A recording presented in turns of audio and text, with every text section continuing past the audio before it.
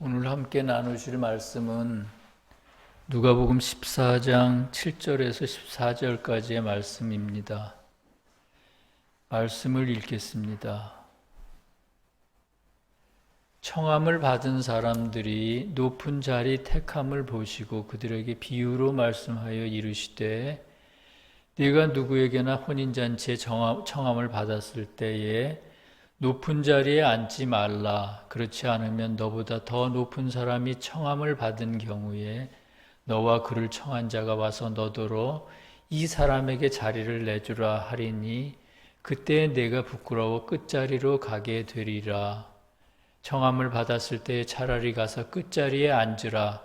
그러면 너를 청한 자가 와서 너더러 벗이여 올라 앉으라 하리니 그때에야 함께 앉은 모든 사람 앞에서 영광이 있으리라. 무릇 자기를 높이는 자는 낮아지고 자기를 낮추는 자는 높아지리라. 또 자기를 청한 자에게 이르시되 네가 점심이나 저녁이나 베풀거든 벗이나 형제나 친척이나 부한 이웃을 청하지 말라. 두렵건대 그 사람들이 너를 도로 청하여 네게 가품이 될까 하노라. 잔치를 베풀거든 차라리 가난한 자들과 몸 불편한 자들과 저는 자들과 맹인들을 청하라. 그리하면 그들이 갚을 것이 없으므로 네게 복이 되리니 이는 의인들의 부활 시에 네가 가품을 받겠음이라 하시더라. 세교의 가르침 천국 참된 기독교 440항에 있는 내용을 소개해 드리겠습니다.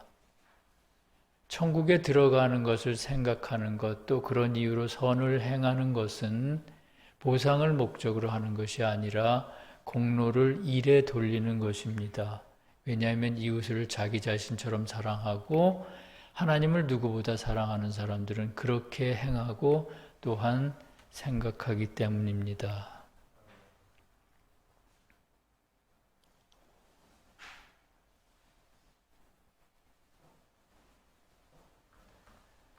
오늘은 자기를 높아지는 자는 낮아지리라 라는 제목으로 말씀을 함께 나누겠습니다. 제가 학교를 졸업하고 직장 생활을 처음 시작하던 때는 1970년대 말이었습니다. 그러니까 지금부터 한 40여 년 전이죠. 그때는 지금처럼 자가용이 별로 없는 때였습니다. 그래서 업무로 출장을 갈 때는 대중교통을 이용하거나 총무과에 배차 신청을 해서 회사 차량을 이용하곤 했습니다. 처음 상급자가 회사 차를 타고 출장을 가게 됐는데 앞에는 운전기사가 앉아 있었고요. 저와 제 상사가 뒷자리에 앉게 됐습니다. 차에 오르기 전에 제가 상사에게 먼저 차에 타시라고 권했습니다. 그런데 상사가 저보고 먼저 타라고 했습니다. 그리고 얼마 후에 상사가 왜 그렇게 했는지 뜻을 알게 됐습니다. 운전사가 별도로 있는 승용차에서 제일 상석은 조수석 뒷자리라는 걸 알게 된 겁니다. 생각해보면 여러모로 미숙했던 시기였습니다. 서두에 이 말씀을 드리는 이유는 오늘 말씀이 좌석에 관한 얘기이기 때문입니다. 본문을 보면 주님께서 어떤 집에 초대를 받으셨는데 초대를 받은 다른 사람들이 서로 높은 자리에 앉으려고 했다고 합니다. 주님께서 그 모습을 보시고 그들에게 다음과 같이 말씀하셨습니다. 본문 8절과 9절의 말씀입니다. 네가 누구에게나 혼인잔치에 청함을 받았을 때 높은 자리에 앉지 말라. 그렇지 않으면 너보다 더 높은 사람이 청함을 받은 경우에 너와 그를 청한 자가 와서 너더러 이 사람에게 자리를 내주라 하리니 그때에 네가 부끄러워 끝자리로 가게 되리라. 주님께서는 혼인잔치에 초청을 받았을 때 높은 자리에 앉지 말라고 하십니다. 그러지 않으면 더 높은 사람이 왔을 때 집주인에 의해 강제로 끝자리에 앉게 될 것이라고 하십니다. 이 말씀에서 혼인잔치는 선과 진리가의 결합이 일어나는 곳을 말합니다. 왜냐하면 영적 의미로 남녀의 혼인은 선과 진리의 결합 또는 믿음과 믿음에 따른 삶의 결합을 의미하기 때문입니다. 그러면 우리들의 삶 속에서 혼인잔치가 열리는 곳은 어딜까요? 첫 번째는 교회입니다. 교회는 말씀을 통해 진리를 배우고 그것에 따라 인애를 실천하는 곳이기 때문입니다. 그렇다면 두 번째는 어딜까요? 직장입니다. 세교에서는 직장에서 맡은 일을 공정하고 정직하게 하는 것이 가장 큰 인애의 실천이라고 말합니다. 물론 가난한 사람을 구제한다든가 병든 사람을 보살피는 것, 교회나 자선단체에 큰 돈을 기부하는 것도 인애입니다. 그러나 세교의 교리에 의하면 그것은 인애의 첫 번째가 아니라 인애의 두 번째라고 합니다. 다시 말하면 가난한 이웃을 열심히 구제하더라도 자기의 직업과 관련된 일을 정직하고 성실하게 하지 않는다면 그것은 인애를 실천하는 것이 아니기 때문입니다. 그렇게 보면 우리는 매일같이 혼인잔치에 초대받은 사람이라고 볼 수가 있습니다. 왜냐하면 우리가 어느 곳에 있든지 교회에 있든 직장에 있든 아니면 가정에 있든 주님께서는 항상 우리에게 진리에 따라 인애의 삶을 살라고 권유하시기 때문입니다. 그렇다면 혼인잔치 집에서 스스로 높은 자리에 앉아 있는 사람은 어떤 사람일까요? 어디서나 자기가 중심이 되려고 하고 자기 마음대로 하려고 하는 사람입니다. 굳은 일, 힘든 일은 다른 사람에게 미루고 자기 좋은 일만 하려는 사람입니다. 일 자체에는 뜻이 없고 대우만 바라는 사람입니다. 분수를 모르고 콧대만 높은 이런 사람은 다른 사람들로부터 인정을 받기가 어렵습니다. 그러다 보면 중요한 일에서 저절로 제외되고요. 계속 사소한 일만 하게 됩니다. 집 주인에 의해 끝자리로 보내진다는 것은 말하자면 그런 것입니다. 말씀에는 집주인이 끝자리로 보냈다고 했지만 사실은 자기 스스로 주어진 기회를 자꾸 놓치는 것입니다. 사람의 근육은 자꾸 써야만 근육이 붙고 힘이 붙지 않습니까? 그것처럼 우리도 처음부터 어떤 일을 잘할 수는 없습니다.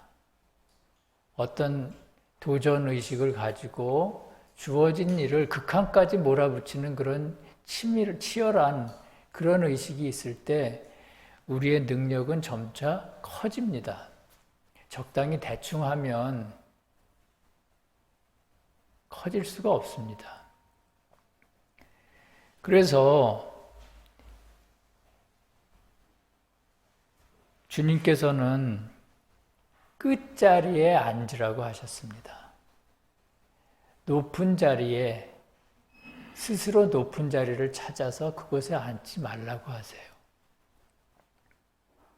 그것은 자기 할 일을 안 하고 자기 능력을 열심히 개발하지 않고 자꾸 자기의 자리에 안주하면서 그러면서도 대우를 받으려고 하는 그런 사람이라는 것입니다. 그래서 주님께서는 바로 다음 10절에서 이렇게 말씀하셨습니다. 청함을 받았을 때 차라리 가서 끝자리에 앉아라. 그러면 너를 청한 자가 와서 너더러 벗이어 올라앉으라 하리니 그때야 함께 앉은 모든 사람 앞에서 영광이 있으리라. 무릇 자기를 높이는 자는 낮아지고 자기를 낮추는 자는 높아지리라. 이렇게 말씀을 하십니다. 앞에서 말씀드린 것처럼 우리는 이를 통해서 자기가 가지고 있는 진리를 선으로 만들어야 할 책무를 가지고 있습니다. 그것이 주님께서 우리를 혼인잔치에 초대하신 이유입니다. 혼인잔치에 참석한 사람은 자기와 다른 사람을 비교할 필요가 없습니다. 다른 사람이 어디에 앉았는지, 무슨 음식을 먹는지 알아야 할 필요도 없습니다. 주어진 자리에 앉아서 차려진 음식을 맛있게 먹기만 하면 됩니다. 마찬가지로 교회에서나 직장에서 또는 가정에서 또는 이웃과의 관계에서 굳은 일이나 단순한 일이나 가리지 않고 맡겨진 일을 성실히 하는 자세가 필요합니다. 그것이 끝자리에 앉아 인애를 실천하는 것입니다. 몇 년 전에 그러니까 법인 건물이 처음 지어졌을 때 그때의 일인데요. 지하실 식당에 습기가 아주 많았습니다. 그래서 의자에 온통 곰팡이가 핀 적이 있습니다. 그런데 어느 교우님 한 분이 평일에 교회에 오셔서 집사람과 함께 의자에 있는 곰팡이를 모두 닦아냈습니다. 눈에 보이지는 않지만 곰팡이 자들이 아마 많이 날아다녔겠죠. 또 곰팡이 제거액에서 나오는 그 냄새가 아주 독했습니다. 그런데도 개의치 않고 의자들을 모두 닦고 깨끗이 말렸습니다. 제 기억으로는 거의 오후 온종일 걸렸던 것 같습니다. 나중에 제습기를 비치해서 곰팡이가 모두 없어졌지만 그때 기억을 잊을 수가 없습니다. 혼인잔치의 청함을 받았을 때 스스로 끝자리에 앉는 것은 어쩌면 그런 행동을 하는 것일 수도 있겠다 이런 생각을 했습니다. 남들이 하지 않는 일을 대가를 바라지 않고 하는 것이 바로 끝자리에 앉는 것이라는 것입니다. 우리가 그렇게 낮은 자리에 앉아서 묵묵히 맡은 일을 할 때 주님께서 어느 날 벗이여 올라와 앉으라, 친구야 올라와 앉으라 이렇게 말씀하십니다. 그때 우리는 모든 사람들 앞에 영광된 사람이 됩니다.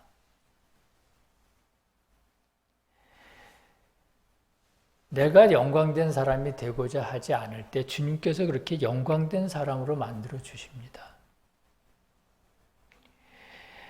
아무 할 줄 아는 것도 없는 사람에게 주님께서 말씀의 지혜와 말씀에 대한 애정을 주시면 그렇게 영광된 사람이 될 수가 있습니다.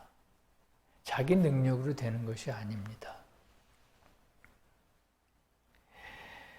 주님은 스스로 낮은 자리에 앉은 사람들을 이렇게 때가 되면 높이 들어 쓰십니다. 그래서 본문에는 자기를 높이는 자는 낮아지고 자기를 낮추는 자는 높아지리라 이렇게 말씀하셨습니다. 12절과 13절에서 주님은 또 이렇게 말씀하십니다. 또 자기를 청한 자에게 이르시되 네가 점심이나 저녁이나 베풀거든 벗이나 형제나 친척이나 부한 이웃을 청하지 말라. 두렵건대 그 사람들이 너를 도로 청하여 네게 가품이 될까 하노라. 잔치를 베풀거든 차라리 가난한 자들과 몸 불편한 자들과 저는 자들과 맹인들을 청하라. 이렇게 말씀하십니다. 이웃을 초대해 점심이나 저녁을 베풀 때는 벗이나 형제, 부유한 이웃을 초대하지 말고 가난한 자, 병자, 저는 자, 맹인을 초대하라고 하십니다. 점심이나 저녁을 베푼다는 것이 무슨 뜻일까요? 이웃에게 선을 행하는 것을 의미합니다. 그러면 벗이나 형제, 부유한 이웃은 누굽니까? 요한복음 15장에서 주님은 내 명령대로 행하는 사람이 곧 나의 친구다라고 말씀하셨습니다. 또 누가복음 8장 21절에서는 하나님의 말씀을 듣고 실행하는 사람이 내 어머니요 형제라고 말씀하셨습니다. 한마디로 친구와 형제는 주님의 말씀대로 행하는 사람이며 그렇기 때문에 누구나 좋아할 만한 인품을 가진 사람들입니다. 그런 사람들은 함께 있는 것 자체로도 아주 즐거운 일입니다. 그들의 말투나 행동, 그리고 물질적으로 서로 주고받는 기쁨이 있기 때문입니다. 그래서 영적인 친구나 형제에게 선을 베푸는 것은 그다지 어려운 일이 아닙니다. 그러나 가난한 자들과 몸 불편한 자들과 저는 자들, 또 맹인과 사귀는 것은 그것과는 다른 일입니다. 영적 의미로 가난한 자, 몸 불편한 자, 저는 자, 맹인들은 어떤 사람입니까? 진리와 선이 무엇인지 모르는 교회 밖의 사람들이며 그럼에도 진리를 알기를 원하는 선하고 진실한 사람들입니다. 주님은 그런 사람들이 주변에 있을 때 그들에게 먼저 사랑을 베풀고 그들이 원하는 진리를 가르쳐 주라고 하십니다. 그것이 가난한 자와 맹인들에게 점심과 저녁을 베푸는 일입니다. 주님은 그렇게 해야 하는 이유를 14절에서 이렇게 말씀하십니다.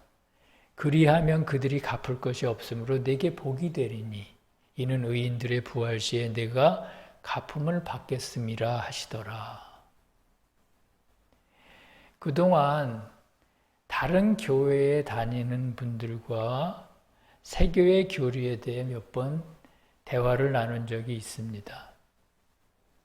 목사님들도 계시고 그냥 일반 평신도 분들도 계셨는데 그때마다 그렇게 친절하게 대하지를 못했습니다. 그랬던 이유는 진리를 배우려면 자기가 가지고 있는 잘못된 지식이나 편견 같은 것을 버려야 하는데 그럴 생각이 전혀 없어 보였기 때문입니다. 때로는 논쟁이 되기도 했습니다. 그러다 보니 결국 각자 믿고 싶은 대로 믿으면 되지 않나 하는 생각을 했던 것 같습니다. 어쩌면 그렇게 만났던 모든 분들이 가난한 자요, 몸이 불편한 자가 아니었나 하는 생각을 했습니다. 그런 점에서 친절하게 대하지 못했던 것을 반성합니다. 진리를 모르는 사람들에게 진리를 전한다는 것은 대단히 어려운 일입니다. 그러나 그렇더라도 최선을 다해 친절하게 아는 대로 말씀을 전해야 하겠습니다. 그것이 보상을 바라지 않고 이웃에게, 병자에게 또는 몸이 불편한 자에게 인애를 베푸는 마음입니다.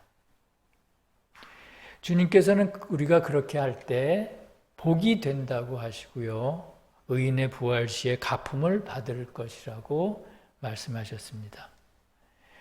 의인이란 어떤 사람입니까? 세상에 살 때 이웃에게 인애의 선을 행했던 사람입니다. 그들은 사후에 주님 앞에 나갈 때 주님으로부터 상을 받게 됩니다.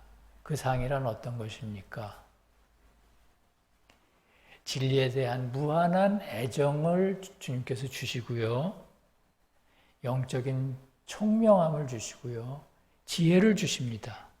그리고 그 지혜에서 나오는 이루 말할 수 없는 기쁨을 주십니다.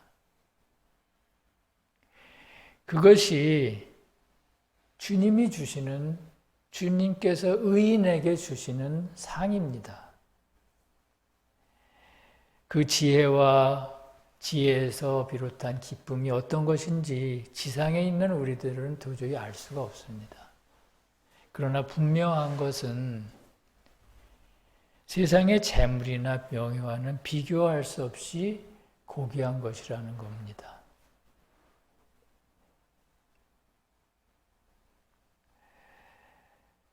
사랑하는 성도 여러분, 오늘 말씀에서는 스스로 높은 자리에 앉는 자는 부끄러움을 당할 것이며 스스로 낮아지고자 하는 자는 때가 되면 주님께서 높이시고 모든 사람 앞에서 영광되게 하신다고 하셨습니다. 또 이웃에게 선을 베풀 때는 보상을 바라지 말라고 하셨습니다. 그렇게 할 때 의인의 부활 시에 받을 상이 크다고 말씀하십니다. 누구나 자신의 내면을 들여다보면 근거 없는 자부심이나 교만함 같은 것이 있습니다. 사람을 사귀어도 힘 있는 사람, 아는 게 많은 사람, 부유한 사람하고만 사귀려고 합니다. 어떻게 보면 그것이 자연스러운 감정이기도 합니다. 거듭나기 전에는 누구나 그렇습니다. 그러나 주님께서는 당신께서 도와줄 테니 그 모든 것을 이겨내라고 하십니다. 교만함과 보상을 바라는 마음, 육신의 정욕과 복수심이 없어지려면 죽을 것 같은 영혼의 고통을 견뎌내야 되고 십자가의 시험을 견뎌야 합니다. 그 시험 가운데서 마치 죽은 자처럼 되어야 합니다. 여기서 죽은 자라는 것은 자아가 죽은 것처럼 되어야 된다는 것입니다.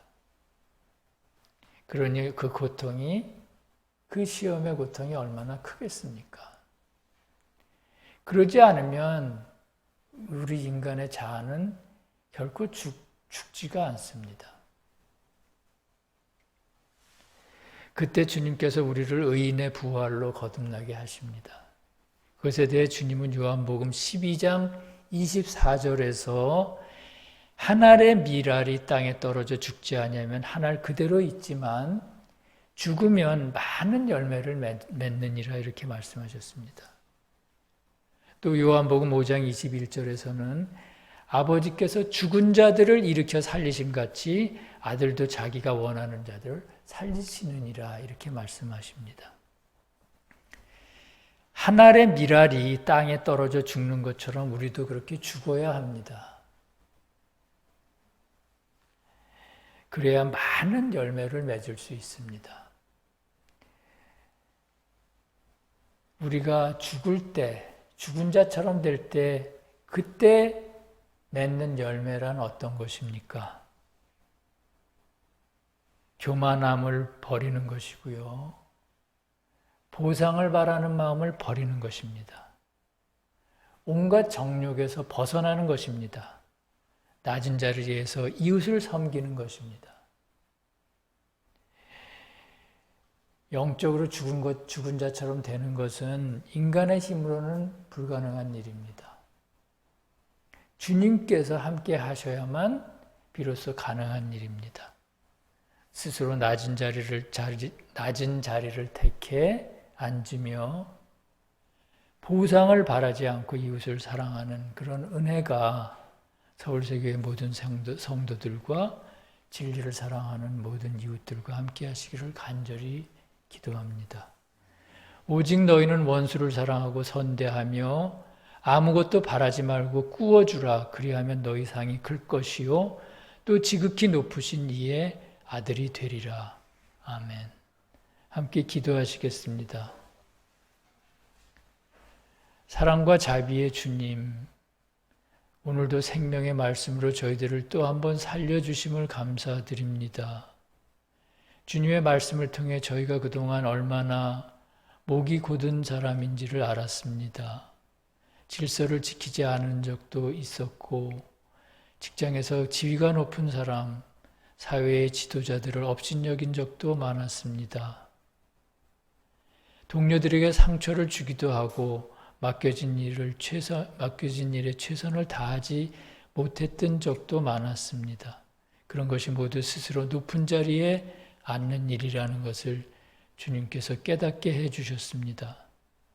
저희들이 앞으로는 가장 낮은 자리에서 이웃을 섬길 수 있도록 주님 이끌어 주시옵소서. 다른 사람이 싫은 소리를 하더라도 미워하거나 보복하지 않게 하시고 자신의 부족함을 먼저 돌아보도록 주님 도와주시옵소서. 진리를 모르는 사람들이 이 진리를 알고자 할 때 친절하게 선입관 없이 대하도록 지혜와 사랑을 베풀어 주시옵소서. 저희가 스스로 죽은 자처럼 되기를 원하오니 주님 도와주시옵소서. 나라와 권세와 영광이 우리 주 예수님께 영원히 있사옵나이다. 아멘.